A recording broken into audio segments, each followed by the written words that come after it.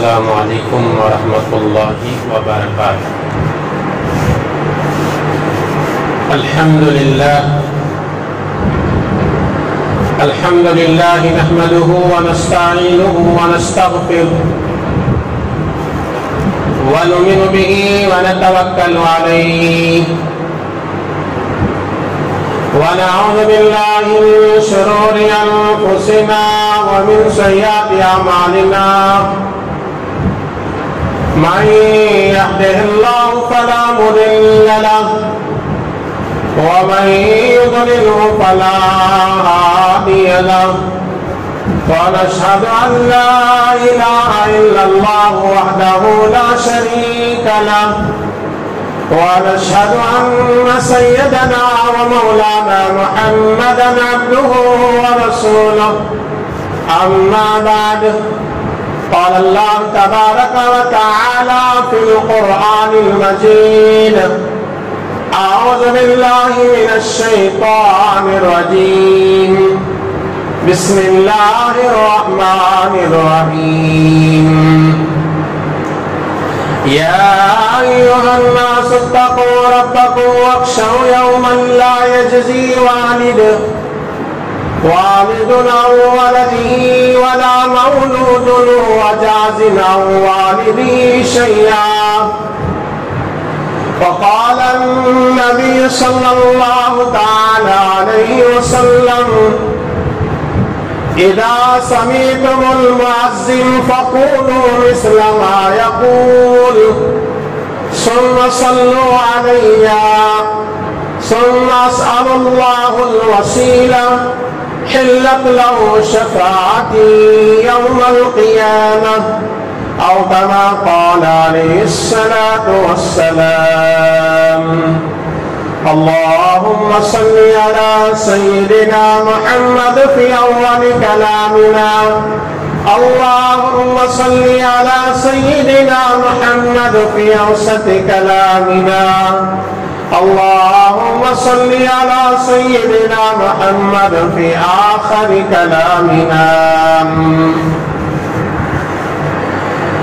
معزز سامعین کرام،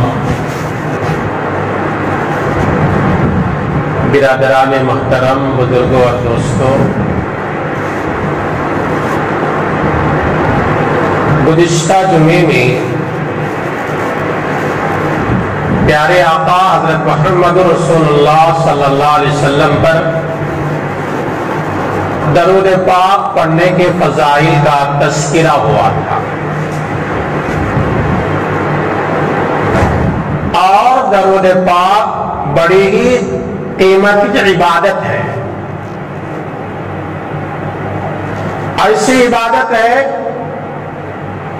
جس سے اللہ تعالیٰ بڑے بڑے پریشانیوں کو دور کر دیتا ہے،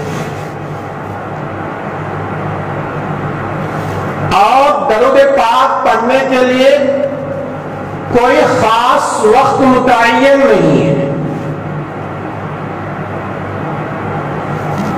آدمی کو جب بھی وقت ملے اپنے زبان سے درود پاک پڑھتا ہے تو ایسا درود پڑھنے والا آدمی اللہ کے دربار میں عبادت گزار سمجھا جاتا ہے، اور چند خاص موقع ہیں جس میں خاص کر پیارے آقا صلی اللہ علیہ وسلم نے درود پاک پڑھنے کا ہمیں حکم دیے۔ ان مواقع میں سے ایک موقع یہ ہے، نبی صلی اللہ علیہ وسلم ارشاد فرماتے ہیں جب تم مسجد میں داخل ہو سیدھا پیر رکھے اور اس کے بعد درود پاک پڑھے اور اس کے بعد مسجد میں داخل ہونے والی دعا پڑھے۔ بعض لوگوں کے ذہنوں میں ہے کہ مسجد میں ہم جب داخل ہوتے ہیں صرف دعا نہیں، بلکہ حدیث پاک میں ہے نبی پر پہلے درود پڑھو اور اس کے بعد مسجد میں داخل ہونے والی دعا اللہم افتح لی ابواب رحمتک جو مشہور دعا ہے، یہ دعا پڑھ لیا کرو۔ تو یہ پڑھنے سے کیا فائدہ ہوتا ہے؟ جب ہم یہ کام کر کے مسجد میں داخل ہوتے ہیں تو عبادت میں ہمارا دل لگتا ہے، شوق سے عبادت کرنے کی اللہ توفیق دیتا ہے۔ اور جب مسجد سے باہر نکلنے کا موقع آئے تو آپ صلی اللہ علیہ وسلم نے فرمایا اس وقت بھی درود پڑھو اور مسجد سے نکلنے کی دعا پڑھ کر نکلو، اور یہ دعا پڑھنے سے، مسجد سے نکلنے کی دعا اور درود پاک پڑھ کر نکلنے سے اللہ تعالی روزی میں برکت عطا کرتا ہے۔ کیوں کہ مسجد سے نکلنے کی دعا میں ہی مانگا جا رہا ہے، اللہم انی اسألک من فضلک، اے اللہ میں تجھ سے تیرے فضل کا سوال کرتا ہوں۔ اور فضل سے مراد علماء نے لکھا ہے کہ ہماری روزی، ہماری روٹی اور ہماری کمائی۔ اللہ تعالی یہ دعا پڑھ کر نکلنے والا اور ساتھ میں درود پاک پڑھ کر نکلتے ہیں تو ایسے مسلمان کے لیے اللہ تعالیٰ برکت کے روزی کا انتظام کرتا ہے۔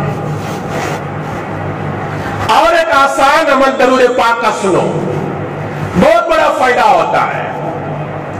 حدیث کی 6 مشہور کتابیں بخاری، مسلم، ترمذی، ابن ماجہ، ابو داؤد، ان حدیثوں میں پہلے نمبر کی حدیث کی کتاب ہے بخاری اور دوسرے نمبر کی حدیث کی کتاب ہے مسلم۔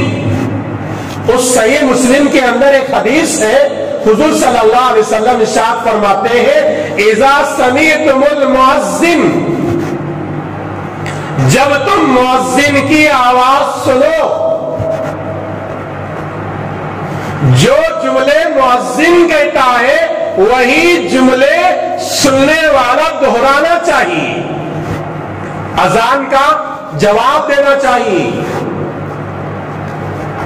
اذان کا جواب دینا بہت بڑا ثواب۔ آج ہمارا کیا ہوتا معاملہ، اذان ادھر ہوتے رہتی ہے، ہم دنیا کی بات چیت میں لگے رہتے ہیں۔ بعض لوگ ایسے بھی ہیں ادھر اذان کی آواز آ رہی ہے اور ہم اپنے گھروں میں ٹی وی کے سامنے بیٹھ کر بہتر سے بہتر سیریل دیکھتے رہتے ہیں۔ یہ ہمارے ایمان کے کمزور ہونے کی علامت ہے۔ حضور صلی اللہ علیہ وسلم نے فرمایا اذا سمعتم المؤذن فقولوا مثل ما يقول، جب مؤذن کی آواز سنو تو مؤذن جو جملے کہتا ہے وہی جملے تم دہراؤ، یعنی اذان کا جواب دو۔ اذان کا جواب کوئی مشکل نہیں، اللہ اکبر سن کر اللہ اکبر کہنا، اشہد ان لا الہ الا اللہ سن کر یہی جملہ دہرانا، اشہد ان محمد رسول اللہ سن کر یہی جملہ دہرانا۔ لیکن جب لا حول ولا قوت الا باللہ کب پڑھے، علماء کہتے ہیں حی علی الصلاۃ حی علی الفلاح کو لا حول ولا قوت الا باللہ پڑھنا یہ نبی سے ثابت ہے۔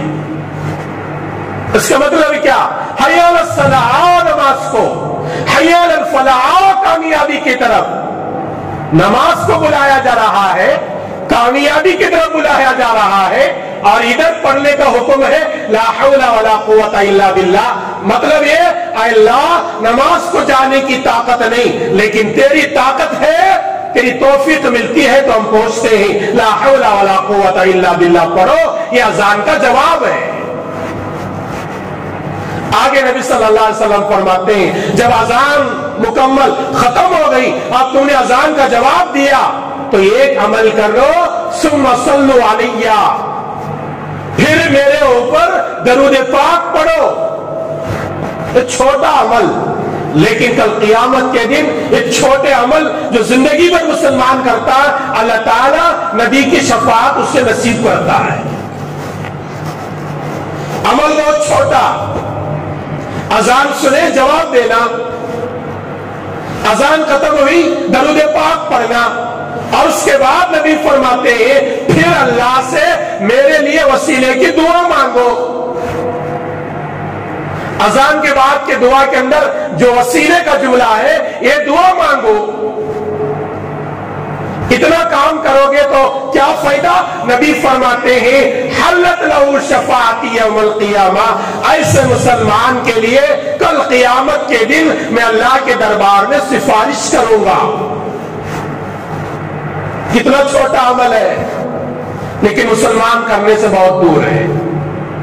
اذان کا جواب بھی ہم اہتمام سے نہیں دیتے۔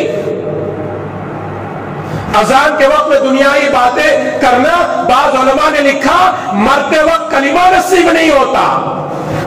ہاں بڑی بات ہے، علماء نے لکھا، کتابیں ہمارے پاس ہیں، علماء لکھتے ہیں جو ایمان والا ہو کر مرد ہو یا عورت اذان کے وقت میں ہمیشہ دنیا کی باتیں کرتے رہتے ہیں، ان لوگوں کو مرتے وقت کلمے کی توفیق نہیں ہوتی۔ اور مسلمان کو پریشان ہے، اسلامی احکامات کو ہم نے پامال کر دیا، چھوڑ دیا۔ نبی صلی اللہ علیہ وسلم فرماتے اذان کا جواب دو، درود پاک پڑھو، اور اس کے بعد اذان کے بعد والی دعا اللہم رب هذه الدعوة التامة والصلاة القائمة آتی محمدا بالوسیلة والفضیلة وبعثه مقاما محمودا الذي وعدت انك لا تخلف الميعاد پڑھو۔ یہ بخاری کی روایت ہے، اور دوسرے حدیثوں میں دوسرے جملے ہیں۔ جو دعا تمہیں یاد ہو پڑھ لو۔ نبی نے فرمایا اتنا کام کرو کل قیامت کے دن میں تمہاری سفارش کروں گا۔ قیامت کا میدان بہت خطرناک میدان ہے۔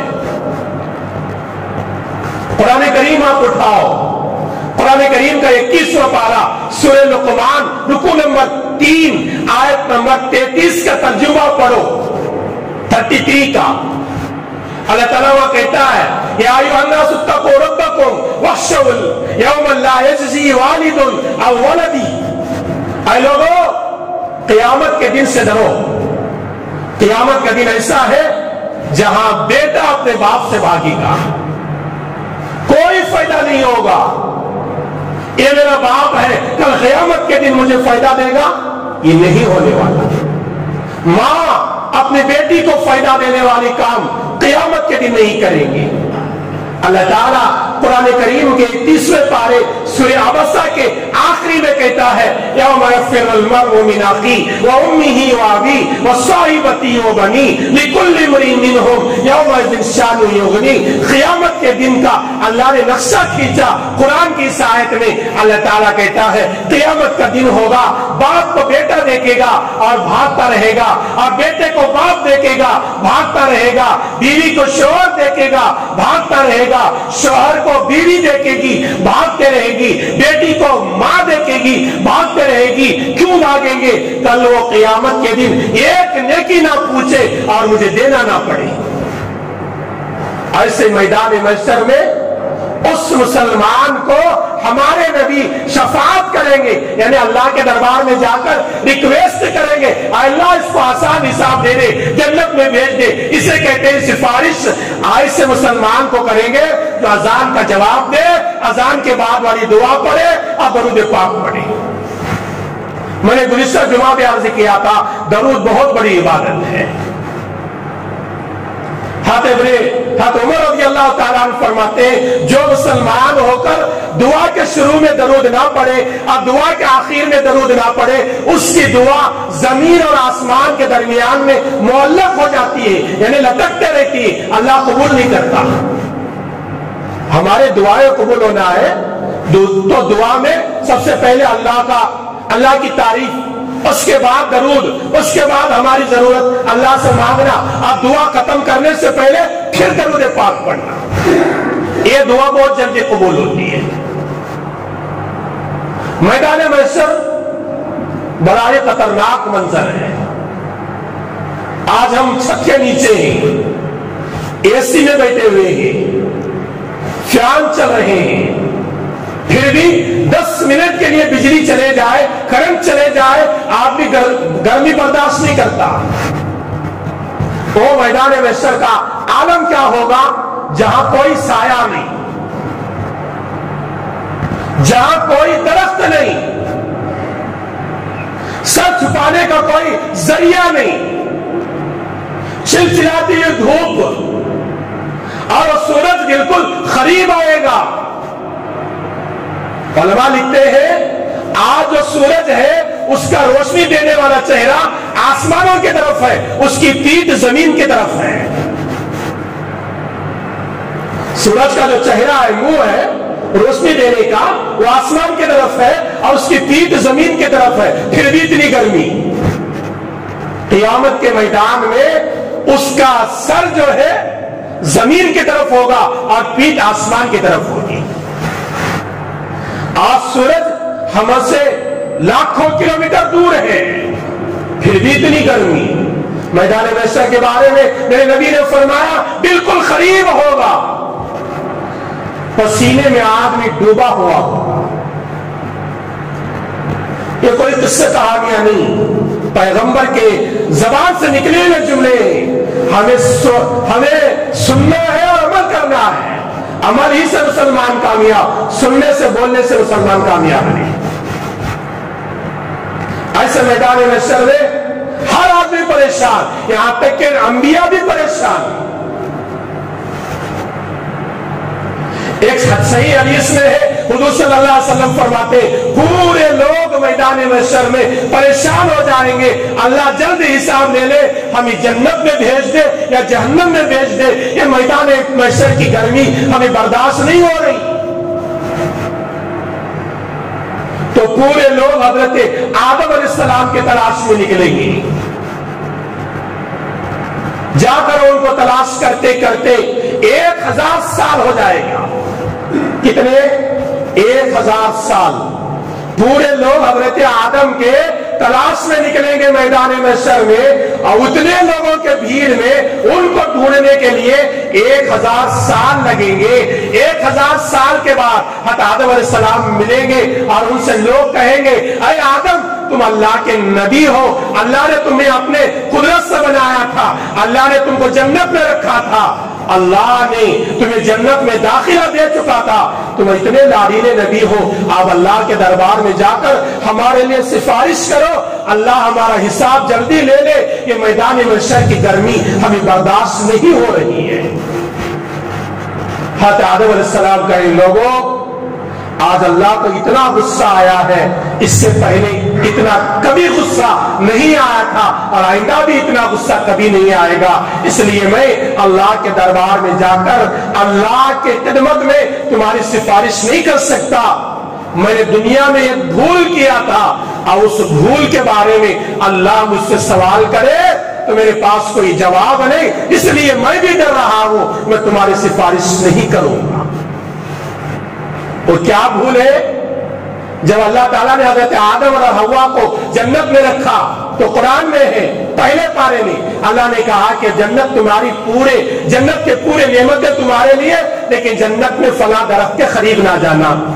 شیطان کے بہکاوے میں آ کر حضرت آدم اور حوا نے وہ درخت کے قریب گئے اور کھا بھی لیے تو اللہ نے جنت سے نکال دیا تھا. انہوں نے دعا بھی مانگی تھی ربنا ظلمنا انفسنا وان لم تغفر لنا وترحمنا لنكونن من الخاسرین. اللہ نے معاف بھی کر دیا تھا، لیکن حضرت آدم علیہ السلام قیامت کے میدان میں ڈر رہے ہیں اور کہہ رہے ہیں میری ایک بھول ہوئی تھی، اس بھول کے بارے میں اللہ پکڑ لیا، میرے پاس کوئی جواب نہیں، اس لیے میں تمہاری اللہ کے دربار میں سفارش نہیں کرتا. حضرت آدم سے یہ ایک بھول ہوئی، میدان محشر میں وہ کانپ رہے ہیں اور صبح سے لے کر شام تک ہم سے کتنے گناہ ہوتے ہیں، کتنے نافرمانیاں ہوتی ہیں، ہمیں کبھی غور نہیں کرتے، ہمیں اس کے اوپر کبھی فکر نہیں ہوتی، توجہ نہیں ہوتی. حضرت آدم علیہ السلام کہیں گے لوگوں میں اللہ کے دربار میں جا کر سفارش نہیں کر سکتا، تم ایک کام کرو نوح علیہ السلام کے پاس جاؤ، ہو سکتا ہے کہ وہ تمہاری سفارش کرے. پھر میدان محشر میں لوگ ننگے پیر، بدن پہ کوئی کپڑا نہیں، سایہ نہیں، کوئی سر چھپانے کے لیے کوئی سایہ نہیں، چلچلاتی ہے دھوپ میں चलते रहेंगे। 1000 साल चलने के बाद हजरत नूह अलैहिस्सलाम से मुलाकात हुई। नूह अलैहिस्सलाम कहेंगे, लोगों मैं अल्लाह के दरबार में तुम्हारी सिफारिश नहीं कर सकता। मैंने अपने नाफरमान बेटे, एक कुफ्र की जिंदगी गुजारने वाला मेरा बेटा, मैं नबी, लेकिन मेरा बेटा ईमान नहीं लाया था, वो कश्ती में डूब रहा था। मैंने कहा था, अल्लाह मेरा बेटा कश्ती में डूब रहा है, पानी में डूब रहा है, वो कश्ती में सवार कर ले। अल्लाह मेरे बच्चे को मेरे बेटे को हिफाजत में ले ले। लेकिन अल्लाह ने कहा था, है नो तेरे आमाल अलग है, तेरे बेटे के आमाल अलग है। दोबारा अपने बेटे के बारे में सवाल किया तो तेरा नाम नबियों के फेरिस्त से निकाल दिया जाएगा। अल्लाह ने मुझे धमकी दिया था, अल्लाह अगर वो आज के दिन उसके बारे में सवाल करे, मेरे पास कोई जवाब नहीं। लोगों में अल्लाह के दरबार में तुम्हारे लिए सिफारिश नहीं कर सकता, तुम हजरत इब्राहिम अलैहिस्सलाम के पास जाओ। सही मुस्लिम में हदीस है। लोग मैदान महशर में पसीने में डूबे हुए, परेशान, रोते, चीखते, चिल्लाते। बाज लोग इतने रोएंगे, नबी फरमाते हैं मैदान महशर में रोते रोते आंखों का पानी सूख जाएगा और आंखों के नीचे नाले बन जाएंगे, फिर भी लोगों को रोना कम नहीं होगा। अल्लाह के दरबार में सिफारिश के लिए बेकरार होंगे। नूह अलैहिस्सलाम के बाद पूरे लोग हजरत इब्राहिम अलैहिस्सलाम के पास जाएंगे। इब्राहिम अलैहिस्सलाम को कहेंगे, तुम इब्राहिम खलीलुल्लाह हो, अल्लाह के महबूब हो, तुम हमारी सिफारिश करो। ये गर्मी हमें बर्दाश्त नहीं हो रही है, हमें फैसला कर दे जन्नत का या जहन्नम का। ये मैदान महशर में हमें खड़ा नहीं हुआ जा रहा है, ये गर्मी हमें बेचैन कर रही है। इब्राहिम अलैहिस्सलाम कहेंगे, लोगों मैं भी तुम अल्लाह के दरबार में तुम्हारी सिफारिश नहीं कर सकता। मैंने दुनिया में 3 झूठ बोले थे, वो हकीकत में झूठ नहीं सच था, सामने वाले को बताने के लिए झूठ था। सही बुखारी के अंदर रिवायत है, एक मर्तबा इब्राहिम अलैहिस्सलाम की कौम वाले कहने लगे, चलो हमारे मंदिर में त्योहार हो रहा है, त्योहार को तुम भी चलो। हजरत इब्राहिम अलैहिस्सलाम, कुरान में है, आसमान पर देखा और देखकर कहने लगा, इन्नी सकीम, मैं बीमार हूं, तुम्हारे त्योहार को नहीं आ सकता। बीमार का मतलब, अगर मैं तुम्हारे त्योहार को गया, तुम्हारे मंदिर को गया, तो मेरा ईमान कमजोर होगा, मेरा दिल बीमार होगा। यह समझकर उन्होंने कहा था, बीमार हो, मैं तुम्हारे त्योहार में नहीं आता। वो डर रहे हैं, ये झूठ के बारे में अल्लाह सवाल करे तो क्या जवाब। दूसरा झूठ, हज़रत इब्राहिम अलैहिस्सलाम अपनी बीवी के साथ जा रहे थे, सारा अलैहिस्सलाम के साथ में। उस वक्त का जालिम बादशाह नेक और अच्छी औरत को अपने कब्जे में लेता, अगर बेटी या बहन है कहते तो लोग छोड़ देता था। तो इब्राहिम अलैहिस्सलाम के पास बादशाह की एक टोली आई, एक जमात आई, कहने लगी कौन है? इब्राहिम अलैहिस्सलाम ने अपनी बीवी को कहा था, ये मेरी बहन है। नियत ये थी, इस्लामी बहन है, ये ईमान वाली बहन है, ताकि वो जालिम के हवाले ना हो। उसको भी वो डर रहे हैं। इसके बारे में अगर अल्लाह सवाल करे, मैं क्या जवाब दूंगा। और तीसरा झूठ, जब इब्राहिम अलैहिस्सलाम ने बुत खाने में दाखिल होकर पूरे बुतों को तोड़ दिया था, लोगों ने कहा था, इब्राहिम इसने ये काम किसने किया है? इब्राहिम अलैहिस्सलाम ने कहा था, कुरान में, बल फालहू कबीर, मैं नहीं बल्कि बड़ा ने किया, इन्हें अल्लाह ने कराया। ये 3 बातें झूठ तो नहीं थी, लेकिन इब्राहिम अलैहिस्सलाम क़यामत के मैदान में डर रहे हैं। इन 3 बातों के बारे में अगर अल्लाह सवाल करे, मेरे पास कोई जवाब नहीं। आज हम सुबह से लेकर शाम तक कितने झूठ हमारे होते हैं, नमाजी लोगों के भी, बेनमाजी के भी, मालदारों के भी, गरीब के भी, आलिम के भी, जाहिल के भी, कितने झूठ होते हैं। फिर भी हम मैदान महशर में जाकर अल्लाह को जवाब देना है, इसके बारे में हमें कभी सोचते नहीं। बड़ी लंबी हदीस से वक्त हो रहा है, मुख्तसर अर्ज करता हूं। फिर वहां से लोग हजरत मूसा के पास जाएंगे, वो भी इनकार करेंगे। उसके बाद ईसा अलैहिस्सलाम के पास जाएंगे, वो भी इनकार करेंगे। आखिर में प्यारे आका हुजूर अकरम सल्लल्लाहु अलैहि वसल्लम की खिदमत में लोग जाकर कहेंगे, ऐ اللہ کے نبی محمد مصطفیٰ صلی اللہ علیہ وسلم آپ اللہ کے محبوب ہیں, آپ اللہ کے دربار میں جاؤ, ہماری سفارش کرو, یہ میدان محشر کی گرمی ہمیں برداشت نہیں ہو رہی, آپ سفارش کرو. حدیث پاک میں ہے نبی صلی اللہ علیہ وسلم اسی وقت میں سجدے میں گر جائیں گے, اتنا لمبا سجدہ کریں گے جتنا 40 دن کا عرصہ ہوتا ہے. اتنا سجدہ کرنے کے بعد اللہ کا اعلان ہوگا, ارفع یا محمد سل تو تک, آئے محمد اپنے سر کو اٹھاؤ, پوچھو کیا پوچھنا چاہتے ہیں. اس وقت میں نبی صلی اللہ علیہ وسلم نہ اپنی بیٹی فاطمہ کو یاد کریں گے, نہ اپنی بیوی عائشہ کو یاد کریں گے, نہ اپنے نواسے حسن حسین کو یاد کریں گے. تو پہلا جملہ نکلے گا, اللہ میری امت میدان محشر میں پریشان ہے, ان کو آسان حساب لے کر میری سفارش سے جنت میں داخل کر. یہ ہمارے نبی صلی اللہ علیہ وسلم کی ہم سے محبت. ایسے نبی پر ہم دن میں 100,000 مرتبہ درود نہ پڑھے تو ہم کیسے مسلمان کہلائیں. اس لیے نبی پر کثرت سے درود پڑھو.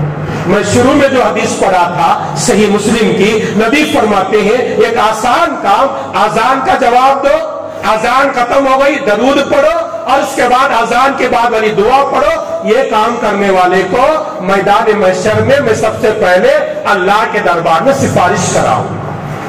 اللہ کے نبی کی سفارش چاہتے ہو, اذان کا جواب دینے کی عادت ڈالو, اذان کے بعد درود پاک پڑھو, اس کے بعد اذان کے بعد والی دعا پڑھو, اور ہر دن کثرت سے نبی صلی اللہ علیہ وسلم پر درود پڑھتے رہو. جو آدمی زیادہ نبی پر درود پڑھتا ہے, کل قیامت کے دن اللہ کے نبی صلی اللہ علیہ وسلم اس کی سب سے پہلے سفارش کریں گے. آئیے اللہ تعالیٰ سے دعا کریں گے, اللہ تبارک و تعالیٰ مجھے بھی, میں ان باتوں کو سننے والوں کو اور ساری امت کو کہی اور سنی ہوئی باتوں پر عمل کی توفیق عطا فرمائے. آمین. السلام علیکم ورحمۃ اللہ وبرکاتہ.